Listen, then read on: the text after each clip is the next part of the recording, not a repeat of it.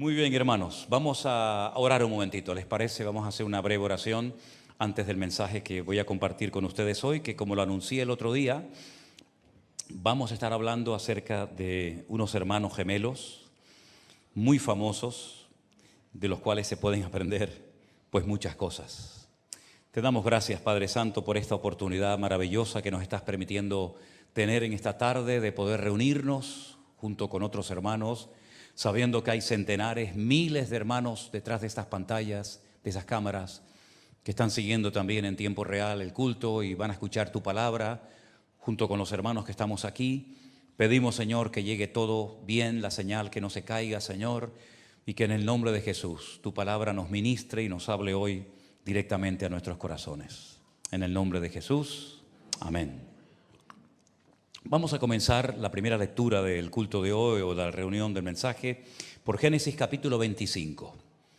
Génesis capítulo 25. Sin lugar a dudas, la pareja de hermanos más famosa de toda la Biblia fue la pareja de Esaú o Esaf, como se llama en su idioma original, y Jacob.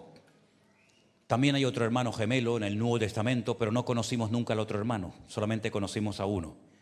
Tomás, Dídimo, la palabra Dídimo significa gemelo, era hermano gemelo de otro. ¿Por qué el Señor solamente llamó a uno y no llamó a los dos hermanos gemelos para ser discípulos de Cristo? No tenemos la respuesta, solo el Señor lo sabe.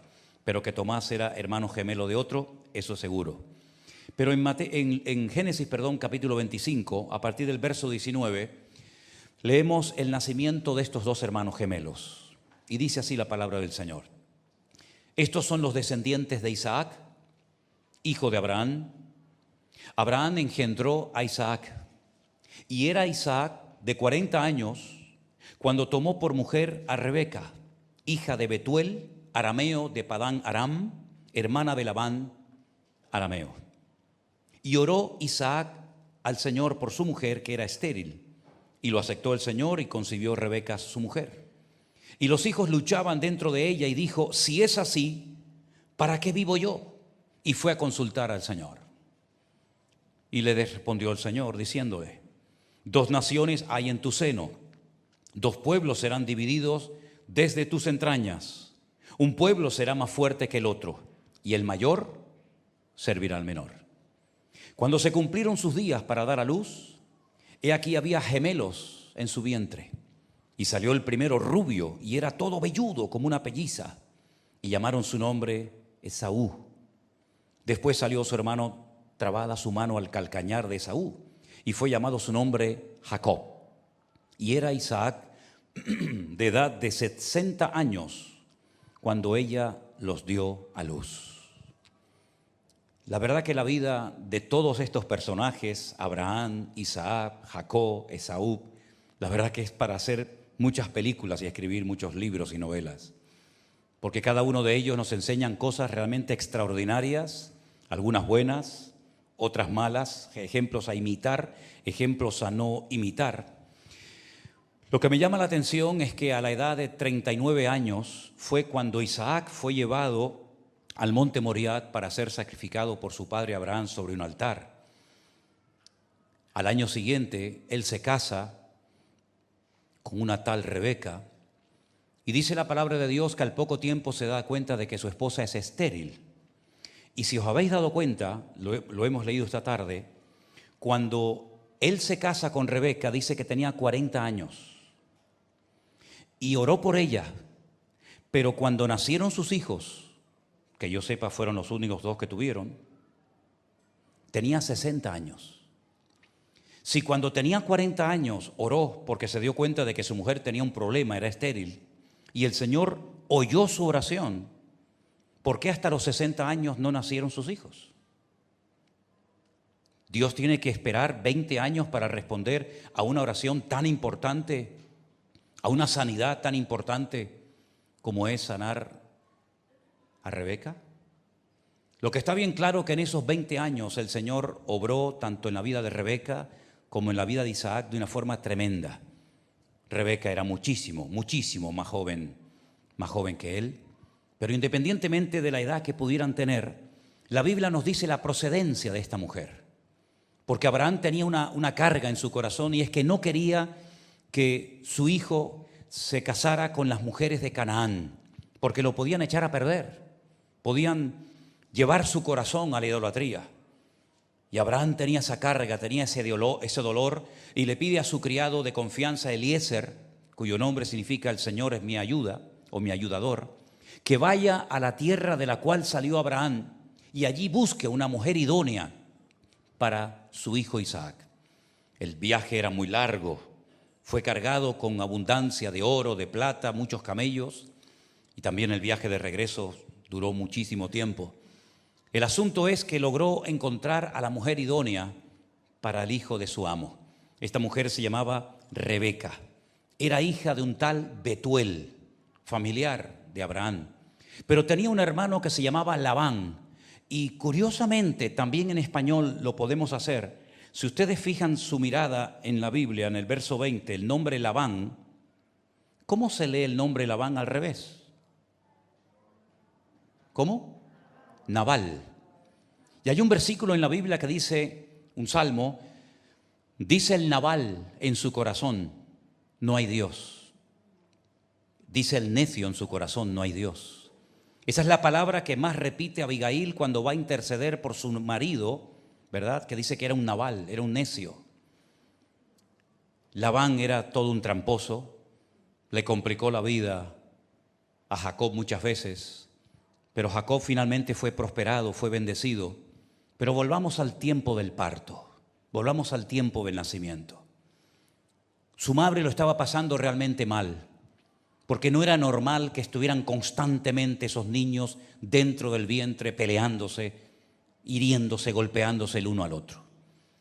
El embarazo fue muy complicado hasta el punto que ella tiene que ir a consultar al Señor. Y el Señor le responde, porque cada vez que nos refugiamos en Dios y buscamos palabra, buscamos orientación, el Señor siempre nos va a hablar. Y en esta ocasión le da el Señor una palabra que trajo, digamos, un cierto consuelo, pero al mismo tiempo es una palabra profética, porque está dando el destino de lo que van a hacer estos niños. Llegó a decir que el mayor servirá al menor, y que ella lo que realmente lleva en su vientre son dos estilos de vida diferentes, opuestos el uno al otro. Eran diferentes por fuera y eran diferentes por dentro. Y cada uno representa a una nación, a un pueblo, que curiosamente dice que uno será más fuerte que el otro.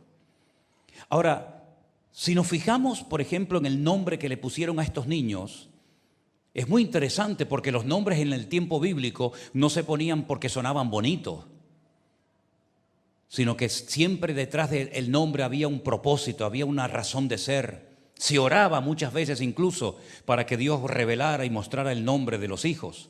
Y al primero le pusieron Esav, ese es el nombre en hebreo, Esav, que viene de Azui.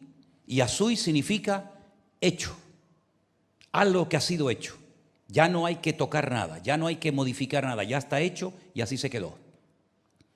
Es interesante notar que esta expresión hecho o formado aparece en los primeros capítulos del libro del Génesis. La Biblia dice que la obra de Dios, obra perfecta, obra completa, Él utilizó 3 términos diferentes en hebreo que los vamos a poner en la pantalla. En Génesis capítulo 1 dice que Dios creó, en el principio creó Dios los cielos y la tierra. Y el verbo que aparece ahí es bará. Cada vez que habla de crear, siempre se emplea la palabra o el verbo, el término bará.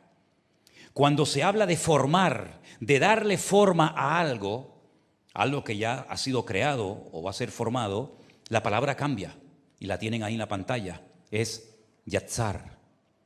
Pero hay una palabra muy interesante que es la palabra asá, de donde viene el término hacer, y de ahí viene el nombre de Esaú. Algo que fue hecho, algo que ya está completo, ya no se puede cambiar. Así como lo ves, así será toda su vida. Es interesante que la Biblia destaca que era un niño rubio, realmente el hebreo no dice que era rubio, dice que era pelirrojo. Era muy velludo, como si fuera una pelliza, como si fuera una auténtica piel de animal. Podríamos decir en cierto sentido que cuando veían a ese niño casi recién nacido, es como si vieran a un hombre en chiquitito. Un hombre totalmente formado, con facciones de hombre, con pelos, con todo de hombre, pero en miniatura. Y es que su aspecto exterior, como un niño que ya está totalmente formado, nos habla acerca de cómo va a ser su carácter. En Esaú ustedes nunca van a ver un cambio. Esaú siempre fue igual. Sin embargo, si comparamos a su hermano con él, a Jacob, la palabra Jacob viene de Jacob, que significa perseguir o conseguir algo que quieres obtener. Y así fue la vida de Jacob siempre peleando, siempre luchando por algo que quiere conseguir, llámese bendición, llámese esposa, llámese herencia, lo que sea. En la vida de Jacob hay un esfuerzo continuo, hay siempre una pelea, hay siempre un querer alcanzar algo, aunque a veces los métodos que utilizó no eran todo lo correcto que digamos, pero vemos en Jacob que él quiere crecer, a él le interesa alcanzar la bendición. Es capaz de mentirle a su padre, es capaz de hacer ahí un medio negocio con su hermano, porque él lo que quiere es obtener la bendición a toda costa. Cuando pelea con aquel varón, dice la Biblia que estuvo toda la noche peleando, dice, no te dejaré hasta que no me bendigas. La vida de Jacob fue una lucha continua, fue una vida difícil y dura. Él mismo le dice eso a Faraón. Cuando él logra bajar a Egipto, el Faraón le dice, ¿cuántos años tienes? Y antes de decirle la edad, le dice, tengo pocos y malos. La vida de Jacob fue una lucha desde el vientre de su madre, prácticamente hasta que murió. Se llevó unas desilusiones, se llevó unos palos tremendos, tuvo muchos problemas con algunos de sus hijos. Una hija fue abusada por un tal Siquén, que era el hijo de Hamor, el rey de aquella ciudad. En fin, la vida de Jacob fue una lucha constante y permanente. Pero Jacob cambió. Vemos incluso que cambió por fuera y por dentro. La Biblia dice que aquel varón le descoyuntó la cadera y quedó lisiado, quedó cojo para toda la vida. De ahí la expresión, oh gusano de Jacob. Quedó como arrastrando la pierna. Pero también el Señor le cambió el nombre. Ya nunca más se le conoció como Jacob, el que suplanta, ¿no? El que engancha por el calcañar a su hermano, sino que el Señor le llamó Israel. Y en la palabra Israel, en las primeras letras, está la palabra yashar, es decir, recto. Has caminado tal vez torcido, hay renglones torcidos en tu vida, pero ahora vas a caminar yashar, vas a caminar recto delante de Dios. Sin embargo, Esaú es todo lo contrario. Si ustedes leen todos los pasajes, los capítulos, los versículos que nos hablan, por ejemplo, de Esaú, nunca pronunció el nombre de Dios. Nunca. Jacob lo está mencionando constantemente. Esaú nunca fue un ejemplo para sus hijos. Si yo les preguntara a cualquiera de ustedes en esta tarde, dígame 2 o 3 nombres de hijos famosos que llegaron a ser personas importantes en la historia, descendientes de Esaú, no vais a poder nombrarme ni a uno. Ni a uno. El más famoso, que no era hijo, sino nieto de Esaú, ¿saben quién fue? Amalek. El peor enemigo que jamás ha tenido Israel. El que les atacó por la retaguardia. El que no viene de frente, el que no lo ves venir, sino que ataca a los cansados, ataca a la gente a traición, es traicionero. Ese fue el más famoso de la descendencia de Esaú. Ninguno más. Esaú no era una persona familiar. Después vamos a ver cuando se reencuentran los hermanos, después de más de 20 años sin verse, que la Biblia dice que Jacob viene cargado de hijos, trae sus mujeres, trae sus camellos, sus ovejas, sus cabras, su ganado. Es un hombre familiar, es un hombre hogareño. ¿Cómo viene a ese encuentro? ¿Cómo viene a ese acto supuestamente de reconciliación Esaú a visitar a Jacob? Con 400 soldados armados hasta los dientes. No trae mujeres, no trae nietos, no trae animales, no trae hijos. Es que realmente Esaú es un salvaje.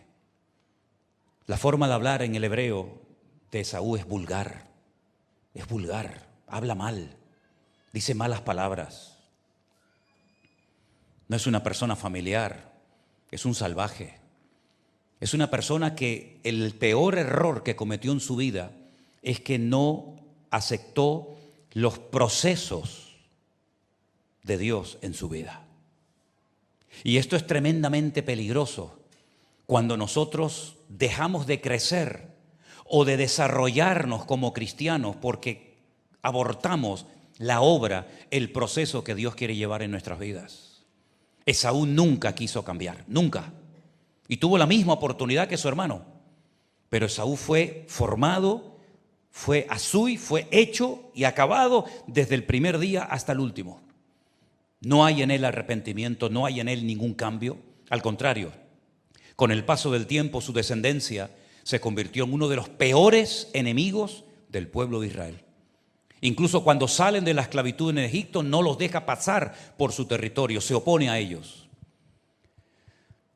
Hay un detalle muy significativo en la vida de estos hermanos, y es que dice que el padre Isaac amaba a Esaú. Y la madre Rebeca, amaba a su hijo Jacob. Cuando José cuenta aquellos sueños donde dice que él ve al sol, a la luna y a las estrellas postrándose ante él, Jacob, ya siendo adulto, sabe lo que José le está diciendo. Él dice: tú estás diciendo, hijo, que tu padre, el sol, tu madre que representa a la luna y las estrellas que representan a tus hermanos, nos vamos a postrar un día delante de ti. ¿Estás diciéndonos eso? Es decir, que el sol siempre representa al padre, la luna a la madre y las estrellas a los hijos.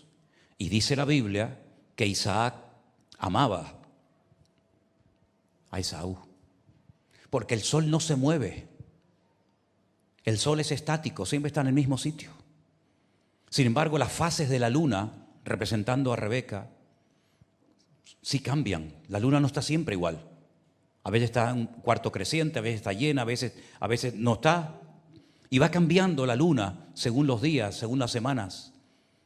Y por eso podemos ver que incluso hasta en ese amor, en ese apego que tenía Isaac a su hijo, vemos que no hay cambios en él. La influencia de su padre no sirvió en él para nada. Es más, hay un momento, y leí esta semana este versículo muy interesante, que fíjense cómo era el corazón de Esaú. Capítulo 27, verso 41 dice: aborreció Esaú a Jacob. Lo aborreció por la bendición con la que su padre le había bendecido. Y dijo en su corazón: llegarán los días del luto de mi padre y yo mataré a mi hermano Jacob. ¿Qué les parece?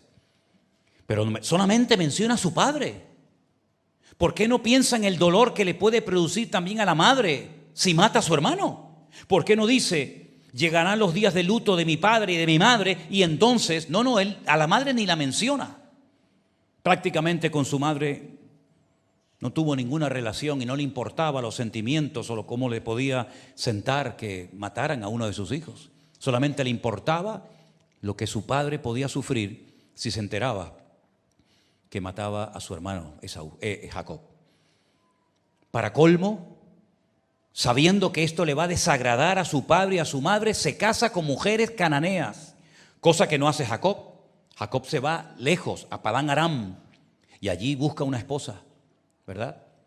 Allí se casa con Lea, se casa con Raquel.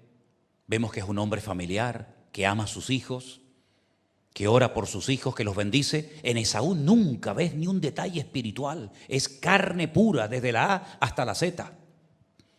La Biblia en el Nuevo Testamento lo describe como un profano, como un hombre que no tiene ningún respeto, ningún temor a Dios, ni a lo que Dios representa, hace o dice. Esaú es capaz de vender, no por dinero, sino por un simple plato de comida. Lentejas, su primogenitura, porque no es un hombre que le importa lo espiritual, no es un hombre que tiene visión de futuro, no le importa lo que es trascendental en la vida, a él le importa el aquí, ahora y ya. Ese es el espíritu de Esaú, el que quiere las cosas ya, el que no está dispuesto a esperar, el que no está dispuesto a esperar un trato de Dios, un cambio interior para poder alcanzar mayores bendiciones. Porque hay bendiciones que se alcanzan en un nivel de madurez y hay otras que no vienen a menos que crezca espiritualmente hablando. Así como te lo digo de claro. Es decir, hay bendiciones que le vienen, por decirlo así, a todo el mundo por igual. Pero hay otras bendiciones que hay que pagar un precio, que hay que crecer, que hay que madurar, que hay que buscarla, que hay que pelearla, si me permiten, para poder alcanzar ciertas y determinadas bendiciones. Y Jacob estuvo dispuesto a pagar el precio, estuvo dispuesto a irse al extranjero, estuvo dispuesto a estar años sin cobrar nada, estuvo dispuesto a ser tratado por Dios, estuvo dispuesto a lo que fuera. Esaú nunca, porque no entró nunca en el proceso de Dios. Por eso dice la Biblia, y no me extraña que lo diga, que a quien Dios amaba era Jacob y aborrecía a Esaú. Porque son dos estilos de vida completamente diferentes, dos conceptos contrarios que nunca se van a encontrar. Y es interesante notar, porque dice la Biblia que cuando por fin se encontraron después de más de 20 años sin verse, Jacob todavía tenía miedo en su corazón, porque sabía que Esaú tenía una característica que hace mucho daño a la gente que tiene ese defecto en su carácter, y es que era rencoroso. Esaú era una persona rencorosa, y las personas rencorosas son personas amargadas, y las personas amargadas y rencorosas son gente peligrosa, que contagian a los demás. Por eso toda la descendencia de Esaú fue un desastre. ¿Qué quedó de Esaú? Nada, absolutamente nada. Fíjate que Edom viene también de Adán, se escribe exactamente igual, salvo una pequeña letra. Adán y Edom es igual, pero Adán, pronunciado así, es humano, ser humano, y Edom significa rojo, porque a Esaú le encantaba derramar sangre. No es una persona pacífica, no es una persona amorosa, como dije antes, no es familiar. Por lo tanto, ¿qué ejemplo le va a dar a sus hijos? Ninguno. Sin embargo, Jacob bendijo a sus hijos. Jacob ministró muchas veces a sus hijos. Jacob fue un ejemplo. La Biblia habla del Dios de Abraham, del Dios de Isaac, del Dios de Jacob. Nunca habla del Dios de Esaú, porque no tenía ningún Dios. Era un auténtico salvaje. Y estamos viendo cómo en estos dos muchachos, a pesar de que nacen en el mismo hogar, el mismo padre y la misma madre, son completamente diferentes por fuera y por dentro. Esaú, al rechazar el trato de Dios en su vida, fue una persona que lamentablemente se juntó con malas compañías. ¿Y saben ya lo peor de lo peor? ¿Saben con quién terminó casándose? Tenía varias mujeres, pero para colmo añadió un pecado más todavía a su vida. Como decía mi padre, Dios los cría y el diablo lo junta. Se casó con una hija de Ismael. De Guatemala a Guatapeor. Con una hija de Ismael, otro salvaje, que la Biblia lo define así, Pere Adán, salvaje hombre. Se juntó la casa de Esaú, se juntó la casa de Ismael, y eso fue un cóctel molotov, que hasta el día de hoy estamos viendo las consecuencias. Tremendo. El estilo de vida de Esaú es el que se ha extendido en la sociedad actual, donde la gente quiere todo ahora, rápido, y me enfado si tengo que esperar un ratito por ir a buscar una compra o ir al banco o al supermercado o hacer cualquier otra operación. Ese es el estilo de vida que impera hoy en día en la sociedad, en los jóvenes, en la gente hoy en día. No quiero esperar, tiene que ser aquí, ahora, rápido. Sin embargo, el de Jacob es poco a poco. Hay una expresión impresionante en el libro del Génesis, en el capítulo 33, que os la voy a poner ahí en la pantalla para que se la aprendan de memoria. Yo les voy a decir lo que significa, no se preocupe. En Génesis capítulo 33, el verso 14, cuando se produce esa reconciliación aparentemente, entre los dos hermanos que llevan años sin verse ni hablarse, Esaú está empeñado en que vaya con él. Le mete prisa, le dice, no, vente conmigo que yo te ayudo. Y Jacob le dice, mira, yo no puedo ir a tu ritmo, escuchen bien esto, yo no puedo ir a tu paso porque yo tengo mujeres, yo tengo niños, yo tengo animales. Fíjate que se preocupa hasta por los animales. A Esaú le da igual. Dice, si yo voy a tu ritmo los voy a matar, los voy a agotar y al final voy a perder todo lo que he tardado más de 20 años en conseguir. Es decir, que por tus prisas, Esaú, estás como estás. Por tus prisas, por tus carreras, por no saber esperar, Te ha pasado todo lo que te ha pasado en la vida y más que te va a pasar. Pero yo no puedo ir a tu ritmo, porque si tú me obligas a vivir un estilo de vida diferente al que yo he querido vivir, yo voy a terminar destruyendo a mi familia. Yo voy a terminar matando a los animales y bajo ningún concepto yo voy a aceptar ir a tu ritmo. Y entonces cuando aparece la frase en el verso 14, Génesis 33, 14, pase ahora mi Señor delante de su siervo y yo iré poco a poco, al paso del ganado que va delante de mí y al paso de los niños hasta que llegue a mi Señor a Seir. Yo iré etnalá leití. Esa es la frase. Yo iré etnalá leití. Yo iré poco a poco, paso a paso, al ritmo que me marca, pues en este caso mi familia y los animales, y no al ritmo que tú me estás imponiendo a mi vida o intentas imponerme. El mundo hoy en día nos dice cómo tenemos que vivir, cómo tenemos que vestirnos, cómo tenemos que actuar. Quieren que entremos en la carrera loca del mundo. Sin embargo, nosotros somos de los que decimos etnalá leití. Yo voy paso a paso porque yo sigo a alguien y ese alguien es mi Señor. Y detrás de mí viene mucha gente que también a mí me están siguiendo porque ven que yo voy al paso que nos indica el Señor. Y quiero que sepas que tú estás siguiendo al Señor. Amén, hermano. Pero detrás de ti hay hijos. Detrás de ti hay nietos. Detrás de ti hay gente que tú has tenido el honor y el privilegio, tal vez, de haberlos llevado, de haberlos conducido hasta los pies de Cristo. Y de alguna manera te están también siguiendo a ti. No dejes que el mundo te diga el ritmo de vida que tienes que llevar. No dejes que el mundo te imponga su ritmo, porque tú vas al paso que te indica el Señor. Y puse ahí no solamente la frase, sino un número. Ustedes saben que en hebreo las letras tienen un valor numérico. Ponlo otra vez, por favor. Las letras tienen un valor numérico. Y si ponemos el valor numérico de cada una de las letras en hebreo y de toda esa frase, etnalá leití, el valor es 541. Y saben que el nombre Israel, si sacamos y extraemos el valor numérico del nombre Israel, da exactamente igual 541. En otras palabras, es el Señor el que tiene que decirnos si tenemos que pararnos, correr, hablar, sentarnos, llorar, reír o lo que sea. Nosotros no vamos por la vida como un caballo desbocado, impulsado por emociones y sentimientos o por modas, manipulado por los medios de comunicación, sino que nosotros vamos siguiendo los pasos que nos va trazando el Señor Jesucristo. Y si otro va más rápido que tú y te adelanta, no te preocupes. El Señor tiene un plan y un propósito para cada uno de nosotros. Y a unos les hace correr más que a otros. Y a otros los pone en un área y a otros los pone en otro área.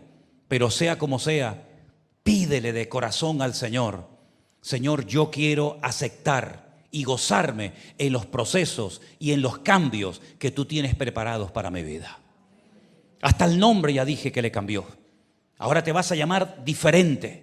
Ya no te van a llamar Jacob, sino que ahora vas a ser Israel. Y si uno estudia la descendencia de Jacob o de Israel, claro que podría uno nombrar no uno, ni dos, ni 100, ni 200. Podría nombrar miles y miles de personas que fueron bendecidas, que fueron descendientes de Israel y que impactaron la historia. Y el que más impactó la historia y el que más cambió, que salió de los lomos de Jacob, de los lomos de Israel, ¿saben quién fue? Nuestro amado y querido Salvador, nuestro Señor Jesucristo. Dale un fuerte aplauso a Él en esta noche. A Él, aleluya, exaltamos y glorificamos. Gloria a Dios. Todas las características de Saúl son muy desagradables, hermanos. Era una persona tosca, vulgar, chabacana, mal hablada. siempre rodeado de lo peor, de las peores compañías, pero no para cambiarlas, sino para ser uno más entre ellos. Esaú, como dije antes, no fue un hombre familiar, no fue un buen padre, no fue un buen abuelo. Esaú realmente es un estilo de vida que nos debería de dar, permítame la expresión, asco. Deberíamos de rechazar cualquier actitud de Esaú en nuestras vidas. Esa persona vengativa, rencorosa, amargada, siempre pensando en lo malo, porque no acepta lo que un día Dios dijo, que el mayor serviría al menor. No acepta lo que Dios declaró, no acepta lo que Dios le reveló a su madre cuando estaban peleando los hermanos en el vientre. No acepta que el Señor dijo que un pueblo sería más fuerte que el otro. Pero a pesar de eso, vemos que Jacob le tenía cierto temor, y entonces para el día del reencuentro, que se tiene que producir ese reencuentro, la Biblia dice que lo que hizo fue irse solo a orar. Cuando tengas miedo, cuando tengas una inseguridad en tu vida tremenda, cuando tengas miedo de perder tal vez los privilegios, los valores, las bendiciones que el Señor te ha dado, no alimentes tu miedo, sino alimenta tu fe orando a solas en la presencia del Señor. Y dice que el Señor le habló, el Señor lo consoló, le vinieron a la mente promesas que el Señor le había dado cuando tuvo que huir para salvar su vida de su hermano. Y entonces dice que orando le vino al corazón hacer algo muy interesante, y es darle a su hermano Esaú un montón de animales como señal de que iba en serio y que quería la paz y reconciliarse con su hermano. Hizo varios campamentos, pero quiero destacar algo en cuanto a esto, muy interesante. Si vienen conmigo al capítulo 32 del libro del Génesis, donde ya se está preparando Jacob para el encuentro con su hermano Esaú, dice que Jacob siguió su camino y le salieron al encuentro ángeles de Dios. Este hombre tuvo varios encuentros con ángeles a lo largo de su vida. Ahora dice que le salen al encuentro ángeles de Dios, pero una noche durmiendo también vio una escalera donde subían y bajaban ángeles de Dios. Y dice que Jacob los vio y dijo: campamento de Dios es este, y llamó el nombre de aquel lugar Mahanaim. Es interesante notar porque en hebreo campamentos en plural no se dice Mahanaim, sino Mahalot, como dice en el versículo 8. Y dijo: si viene Esaú contra un Mahalot, si viene contra un campamento y lo ataca, el otro campamento escapará. Él lo que está haciendo es destacar que el campamento donde está la gloria, la presencia del Señor en su vida, hay que llamarlo de una forma diferente para destacar que en ese lugar la presencia de Dios es tan poderosa que hasta ángeles de Dios vienen a visitarlo.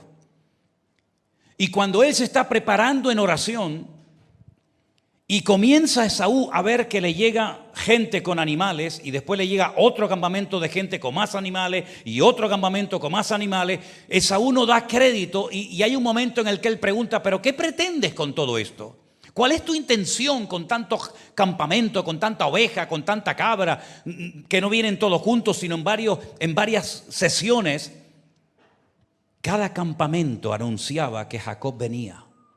Cada campamento de niños, de mujeres y de animales era como un botón de muestra del amor, del deseo genuino que había en el corazón de Jacob de reconciliarse con su hermano. Aquellos mensajeros que iban y le decían: mira, estas ovejas, estas cabras y estos camellos son para ti de parte de tu hermano. Y cuando en el horizonte volvía a ver otro montón de ovejas y otro montón de animales, y le decían: esto es un regalo que tu hermano te hace, porque tu hermano va a venir. Es interesante notar que a lo largo de nuestra vida, cuando nosotros nos preparamos como iglesia en oración, en comunión con el Señor comienza a mandar sobre nosotros bendiciones. Pero detrás de las bendiciones, el que viene es el que bendice. Y hay gente que se queda con las bendiciones, pero se olvidan del que da las bendiciones. Porque el primer campamento era el anuncio de que venía otro más. Y el segundo era el anuncio de que venía otro más. Pero finalmente, el mejor regalo, sin lugar a dudas, era la misma presencia, la misma persona de Jacob que se reencuentra con su hermano. Y allí hay expresiones interesantísimas. Porque por un lado Jacob dice, todo esto me lo ha dado Dios. Gracias a Dios tengo mujeres, gracias al Señor he prosperado y he sido bendecido, gracias a Dios, y continuamente está mencionando a Dios, pero Esaú es incapaz, aunque sea para quedar bien por un instante, de decir, bueno, gracias a Dios. Nunca, repito, Esaú mencionó el nombre de Dios, nunca, jamás, porque fue un Azui. ¿Se acuerdan lo que les dije al principio? Desde el que nació ya estaba hecho. Ya no había cambios en él, era terminado, un hombre en pequeñito, y vivió toda su vida como nació y murió exactamente igual que cuando era joven. La vida nos cambia a todos, físicamente, espiritualmente, ¿sí o no, hermanos? ¿No has notado cambios en tu vida, sí o no? La vida nos cambia continuamente, hay experiencias que nos cambian, pero hay cambios que nos transforman en mejores personas, en mejores creyentes, y hay cambios que nos pueden hacer peor persona y peor creyente de lo que somos hoy en día. Esaú podía haber cambiado, claro que sí, por supuesto. Tenía las mismas posibilidades de cambiar y de ser un hombre de Dios como lo fue su hermano, con sus defectos que los tenía, pero no quiso cambiar. Y mi pregunta es, ¿nosotros estamos dispuestos a entrar en los procesos que Dios quiere generar en nuestra vida? ¿Sí o no? ¿Queremos cambiar? Si tu respuesta a la pregunta ¿queremos cambiar? es sí, te felicito. Y tengo la buena nueva, la buena noticia, que si quieres cambiar, Dios te va a ayudar a que puedas cambiar. ¿Quieres cambiar tu impuntualidad? ¿Quieres cambiar tu temperamento? ¿Quieres cambiar, en fin, cosas que tú sabes que tienen que ser cambiadas? Si tú quieres cambiar y le pides al Señor como Jacob, no te dejaré hasta que me bendiga, Dios te va a cambiar. Pero si tu respuesta es no, no quiero cambiar, así me quedo, te convertirás en un carnal. ¿Y puede haber cristianos carnales? Sí. Pablo le dijo a los Corintios en el capítulo 3, niños en Cristo, carnales, que no os pude dar viandas sólidas, sino leche, porque sois niños, incapaces de recibir cosas profundas, porque debido a vuestra falta de crecimiento y de desarrollo espiritual, no os pude tratar como adultos, sino como a niños en Cristo. Y por eso se comportan como niños, con celos, con envidias. Yo soy de este, yo soy del otro. Y si os comportáis así, sois carnales y niños en Cristo. Si tu respuesta a la pregunta ¿quieres cambiar? es no, te convertirás en un cristiano carnal. Y yo añadiría, en un mediocre. Y no hay nada peor que un creyente que tiene la posibilidad de llegar a ser una persona usada y bendecida por el Señor, que por no haber querido entrar en el proceso de Dios, por haber rehuido los cambios que el Señor quería producir en tu vida, te conviertas en un calientabanco, en un mediocre toda tu vida. Mediocre en la hora de orar, mediocre en la hora de tocar, mediocre en todo lo que hagas y en todo lo que digas. Y si quieres saber qué nivel de cristiano eres hoy en día, mira la cara de tu hijo, mira a tus hijos, porque ellos son el espejo en el que los padres nos vemos. Así de claro. A veces decimos, no, es que yo cuando tenía tu edad yo no era como tú. Como me decía una vez mi padre, que me estaba echando una bronca, para no variar. Y pasó su madre, mi abuela, y él decía, yo a tu edad no sé qué y no sé cuánto. Y la abuela le dijo, el gallo no se acuerda cuando fue pollo. ¿Qué dices tú a tu edad si tú a tu edad eras peor que él? A veces es bueno que veamos en nuestros hijos cómo son. Si son espirituales como tú o carnales como tú. Si son puntuales como el padre o son informales como el padre. A veces es bueno ver a nuestros hijos si leen la Biblia como tú la lees o no la leen como tú tampoco la estás leyendo. En otras palabras, tú te estás reproduciendo en ellos. Pero no solamente se parecen en lo físico, en lo genético, sino también en lo espiritual. también en lo espiritual. Y por eso Esaú, ¿qué fue lo que reprodujo? Gente carnal, sanguinaria, vengativa y rencorosa toda su vida. Hasta el punto que el peor enemigo que jamás ha tenido Israel se llamó Amalek. ¿Y de quién era Amalek? Hijo del hijo de Esaú. Era el nieto de Esaú. Eso fue lo que produjo. Un enemigo terrible, que fue el primer enemigo que se atrevió a pelear contra Dios, contra el trono de Dios. Y el Señor dijo: tendrás guerra de generación en generación contra Amalek, porque es un espíritu, es una actitud. Y el Señor nos permitió publicar un libro que se llama, no me acuerdo ahora el nombre, pero es justamente de la lucha, del espíritu, de la actitud, de demonología creo que se llama, pero realmente el nombre no hace honor al tema, porque es un estudio sobre el personaje de Amalek, que era el nieto de Esaú. Sin embargo, queridos hermanos, ustedes pueden ver, por ejemplo, a Jacob, que es capaz de desprenderse de más de 800 animales, de postrarse 7 veces en tierra, llamando a Adoní, llamando mi Señor a su hermano Esaú, porque siempre quiso la paz, siempre quiso reconciliarse con él. Y parecía que se ablandó el corazón de Esaú. Pero hermanos, la cabra siempre tira al monte. En cuanto una persona baja la guardia, sale la carne, sale tu verdadero ego. Por eso hay a veces creyentes que se encuentran con otros creyentes que se apartaron hace años de los caminos del Señor y se quedan sorprendidos ante sus reacciones. Y te quedas con la boca abierta diciendo: pero ni siquiera nos podemos saludar, ni siquiera nos podemos dar la mano o un beso. No, porque tarde o temprano, cuando nos apartamos de los caminos del Señor y le damos lugar a nuestra rebeldía interior, nuestros complejos nos vuelven a dominar y la carnalidad se posiciona en el trono de nuestro corazón y nos convertimos en personajes como Esaú, personas tremendamente peligrosas y conflictivas. Qué triste, ¿verdad? Teniendo el futuro en la mano, teniendo la posibilidad de haber podido llegar a ser un hombre de Dios, terminó amargado, porque si habéis prestado a la lectura que se leyó esta tarde, dice que llegó un momento en el que lloró, porque se dio cuenta del disparate que cometió vendiendo su primogenitura. Se dio cuenta de que se había equivocado durante toda su vida. Dice: pero ya era demasiado tarde para el arrepentimiento. Qué triste, ¿eh? Cuando ya es demasiado tarde para que te arrepientas. Ya no tienes tiempo ni para arrepentirte. Ya has cruzado la línea y ya no hay marcha atrás. Por eso dice la Escritura: si oyereis hoy su voz, no endurezcáis vuestros corazones. Amén, hermano. Que el Señor nos ayude a todos y a cada uno de nosotros a decirle al Señor: Señor, cámbiame. Hasta el último momento de mi vida, cámbiame. Y quiero terminar destacando para mí algo que es tremendamente importante. Porque a veces podemos decir algo con las palabras, pero si el ejemplo que damos no avala el mensaje, ese mensaje no tiene ninguna credibilidad. Es más, yo soy de la opinión de que ya hemos llegado todos, unos más, otros menos, pero más o menos todos, a un punto en nuestra vida en el que ya no deberíamos de hablar desde la plataforma de la teoría. Yo creo que a partir de ahora deberíamos de hablar de nuestras propias experiencias, porque esas son las que le dan credibilidad a tu vida cristiana.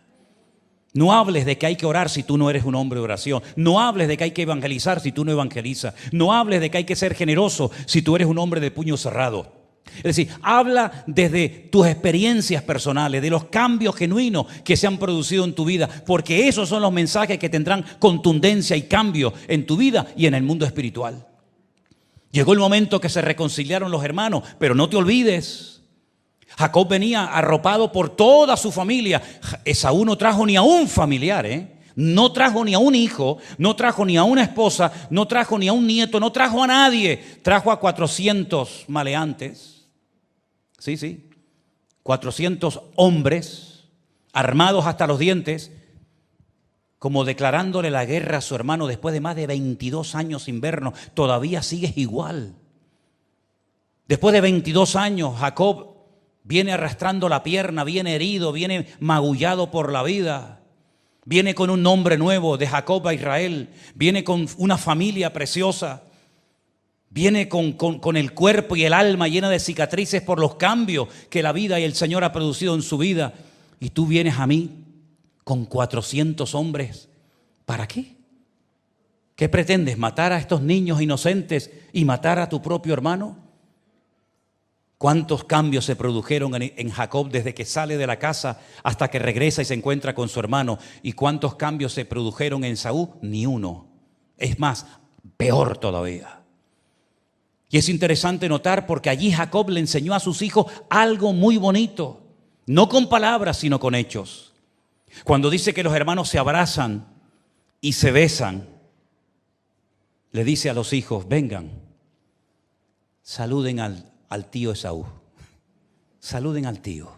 Y allí viene Raquel, y allí viene Lea, y vienen los hijos, menos Benjamín que no había nacido, no este sino el de la Biblia, y vienen pasando uno detrás de otro, hacen reverencia delante de su tío, le dan un beso, y seguramente esa noche algunos le habrán preguntado, papá, ¿este señor tan peludo quién es?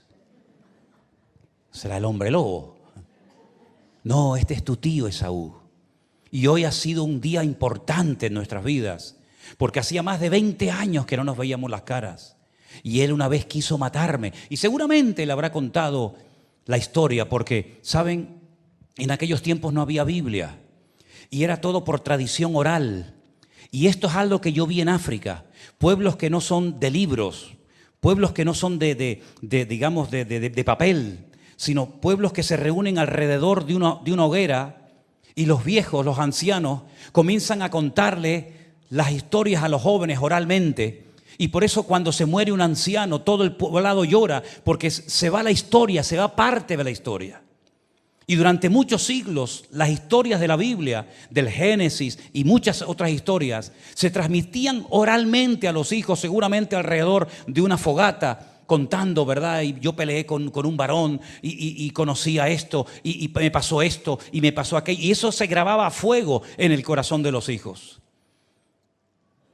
Y uno de aquellos hijos que estaban aquí aquel día allí, que por primera vez vio la cara y besó y saludó a su tío Esaú, cuando se hace hombre, sus propios hermanos lo vendieron como un esclavo para Egipto. Le salió el Esaú. Le salió el Esaú. Porque todos llevamos a un Esaú dentro. Y todos llevamos a un Jacob dentro. Depende de a quién alimentes, prevalecerá uno por encima del otro. Y llegó un momento cuando el Señor estaba hablando a través de la vida de uno de los hermanos de José. Y él abría su corazón a sus hermanos, sino a quién se los va a abrir. Y les contaba sus sueños, y les contaba lo que el Señor les decía. Y comenzaron a tenerlo en baja estima. Y les cambió el semblante, como a Caín le cambió el semblante cuando el Señor bendecía a Abel. Y dice la Biblia que comenzaron a tenerle celos y envidia, y comenzaron a utilizar un mote. Ahí viene el soñador. Incluso planearon matarlo, exactamente igual que Esaú quiso matar a su hermano. Exactamente el mismo espíritu de Esaú, ahora en ellos. Y querían matarlo y quitar de en medio a José. Finalmente, gracias al Señor, uno de ellos, Rubén, le salvó la vida y lo venden y se lo llevan como esclavo a Egipto. Pero años más tarde se tiene que volver a producir el reencuentro, ya no el de Jacob con Esaú, que ya se ha producido tiempo atrás. Ahora es el reencuentro de los hermanos que han vendido a José con José, que es un hombre importante, un hombre bendecido, porque él sabe que no lo llevaron sus hermanos a Egipto, sino fue la mano y la misericordia de Dios. Y es como que se repite la historia. Rechazado por el hermano, tengo que huir, buscarme la vida, pero vengo bendecido, vengo transformado. Ahora José otra vez es rechazado por sus hermanos, a punto de que lo maten, pero ahora Dios lo ha bendecido, Dios lo ha prosperado, y ahora vienen sus hermanos al reencuentro. Y entonces dice la Biblia que es allí donde José perdona y se reconcilia con sus hermanos. ¿Dónde aprendió esa lección? ¿En qué iglesia la aprendió? ¿En qué escuela dominical le enseñaron que hay que perdonar? En ninguna. Pero sí la aprendió en el hogar. Sí aprendió que su hermano, que su tío estuvo a punto de matar a su padre, pero se produjo la reconciliación. Y entonces, así como Jacob bendice y prospera a sus hermanos, ahora José prospera y bendice a sus hermanos, llamándolos y dándoles las mejores tierras de Egipto, donde viven mucho tiempo como si fueran auténticos millonarios. Hay lecciones en la vida que no las enseñes con tus labios, enséñalas con tu vida y con tu testimonio. Que el Señor nos ayude a decirle: Señor, yo quiero entrar en tu proceso y quiero que tú cambies mi vida, porque yo no quiero ser como el sol que siempre está igual. Si tengo que cambiar, y si me tienes que moldear, y si me tienes que triturar y moldearme por medio de pruebas, les recuerdo que la Biblia dice que aunque era hijo, por lo que padeció, aprendió obediencia. Y se refiere al Señor Jesús. ¿Cuánto más el Señor tendrá que obrar en nuestra vida? Hasta el último minuto de nuestra vida, el Señor tendrá que moldearnos y hacernos a la imagen de su Hijo Jesús. ¿Cuántos dicen amén? Cierra tus ojos ahí donde estás. Y en esta tarde dile al Señor: Señor, ayúdame, Padre, ayúdame, Señor, a no huir de tu trato, a no huir del trato, de los cambios que tú quieres llevar a cabo en mi vida, Señor. Yo estoy dispuesto a ir de ti, poco a poco, paso a paso, al ritmo que tú me vas marcando. No voy a correr más de la cuenta, no voy a precipitarme, no voy a actuar en la carne por un impulso, por una emoción pasajera, sino que solamente me voy a mover por tu Espíritu Santo que mora en mí. Porque dice la palabra del Señor que los verdaderos hijos de Dios son los que son guiados, dirigidos, controlados por el Espíritu de Dios. Estos son los verdaderos hijos de Dios, dice la Escritura. Así que, mis queridos hermanos, oremos en esta tarde al Señor para que el Señor arranque de nuestra vida toda actitud de Esaú y que no nos veamos ya hechos, formados, terminados, sino que todavía digamos: ay de mí, Señor, ay de mí, Señor. Como dijo aquel profeta: ay de mí, que siendo hombre inmundo de labios he visto tu gloria.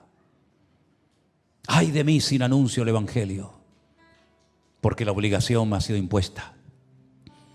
Ay de nosotros cuando huimos y queremos escapar, salir corriendo de un cambio, de un proceso que Dios quería hacer en nuestra vida. Ay de nosotros cuando pensamos que cambiando de iglesia ya arreglo el problema. Y el problema te lo llevas a donde vayas. ¿O es que no vemos a gente que se ha ido de iglesias y están igual o peor que antes de irse? Porque el que cambia no es la iglesia, el que cambia es el Señor. Es el que trae libertad a tu vida, el que trae libertad a tus pensamientos, el que trae libertad de verdad a tu corazón. De tal manera que aunque estés bajo el yugo de Labán, de tal manera que tengas que huir, podrás decir: el Señor está conmigo y me ha dado un nombre nuevo, y por eso yo le alabo y lo glorifico, Jesús. Aleluya. Gracias, Señor, porque tú has venido para cambiarnos, para moldearnos. Tú has venido, Señor, para darnos una vida auténtica y genuina. Pero todo tiene que tener su tiempo y su lugar. Y por eso te pedimos, Señor, enséñanos a ir a tu ritmo, a tu paso. No ir demasiado lento, tampoco demasiado rápido a la carrera, sino aprender a seguir tu ritmo, Señor. Seguirte a ti a donde quiera que vayas, sabiendo que tú estarás conmigo todos los días hasta el fin del mundo. Ayúdanos, Señor, a poner en práctica tu palabra, a no vender nuestras bendiciones por un plato de lentejas, a no hipotecar nuestra libertad en Cristo por un momento de placer, a no perder la bendición del cielo, del Padre, por llenar temporalmente un hueco en mi corazón. Ayúdame, Señor, a pelear por la bendición y a retenerla, Señor, y a compartirla, porque Jacob, tu siervo, murió bendiciendo a sus hijos. Se apoyó sobre su bordón, se sentó en su cama y terminó sus días bendiciendo a su descendencia. Y así queremos ser nosotros, portadores de bendición. Que a donde vayamos seamos portadores de bendición. Que el mundo no nos robe la primogenitura, la bendición de lo alto, sino que peleemos la buena batalla, acabemos la carrera y mantengamos la fe. En el nombre de tu amado Hijo Jesús. Amén y amén. Nos ponemos de pie, queridos hermanos. Gracias, Señor Jesús. Bendito sea el nombre del Señor. Saluda a tu hermano en esta tarde y el hermano, ¿quieres cambiar? Pregúntale. ¿Quieres cambiar? Pues adelante, aleluya. Hay victoria, hay bendición en el camino para los que quieren cambiar. Te adoramos, Señor Jesús.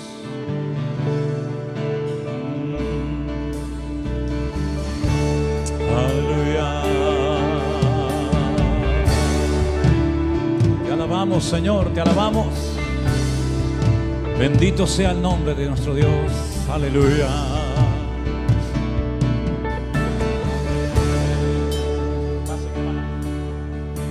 Que todos los profetas del Antiguo Testamento hablaron de él. Ya lo sabemos, que el Cordero que ofreció Abraham sobre el altar hablaba de él. Ya lo sabemos, pero lo que no sabemos es que viste en nosotros para morir en una cruz. Todos los profetas del Antiguo Testamento hablaron de él. Ya lo sabemos, el Cordero que ofreció Abraham sobre el altar hablaba de él. ya lo sabemos, Pero lo que no sabemos es que viste en nosotros para morir en una cruz. En una cruz. Levanta tu mano y dile conmigo al Señor fuerte: te amo, Señor. Amén. Fuerte. Te amo, Señor. Aleluya. Ocupaste mi lugar, muriendo en una cruz por mí. Amén. Vamos. Te amo, Señor. Te amo, Señor. Ocupaste mi lugar, muriendo en una cruz por mí.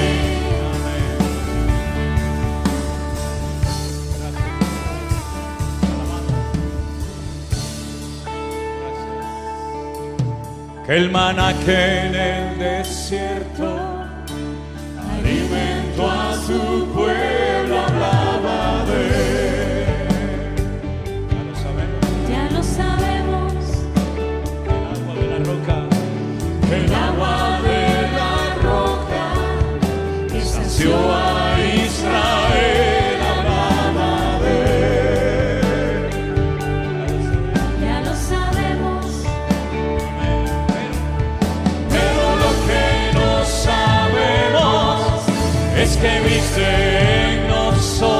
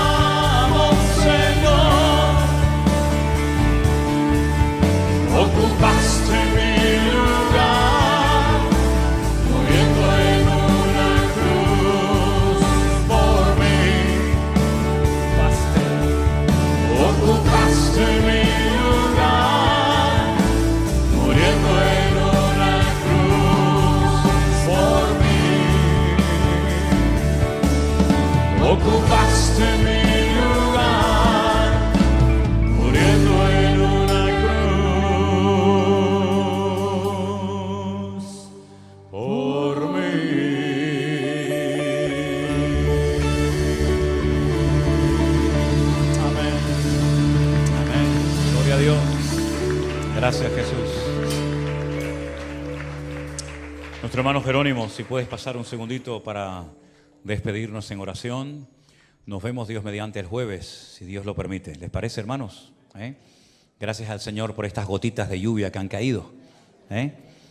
Y espero que caigan más, pero sobre todo lluvia del cielo, lluvia de bendiciones del Señor, que es lo que todos anhelamos. Amén. Jerónimo.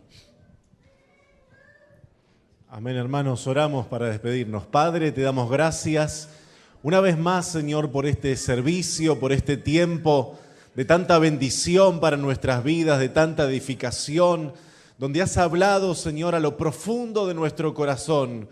Padre, queremos poner delante de ti una vez más nuestra vida, Señor, nuestra familia, Señor, esta semana que tenemos por delante. Señor, que nos encuentres en el centro de tu voluntad, en tus caminos, en tus planes, en tus propósitos eternos. Señor, somos el barro y tú eres el alfarero. Toma nuestras vidas una vez más, Señor, en el nombre de Jesús de Nazaret, y que podamos siempre estar en tus propósitos, en tus caminos santos, Dios mío. En el nombre de Jesús de Nazaret, todo lo dejamos en tus manos y te damos gracias una vez más, Padre, en el bendito nombre de Jesús. Amén y amén. Dios les continúe bendiciendo, hermanos.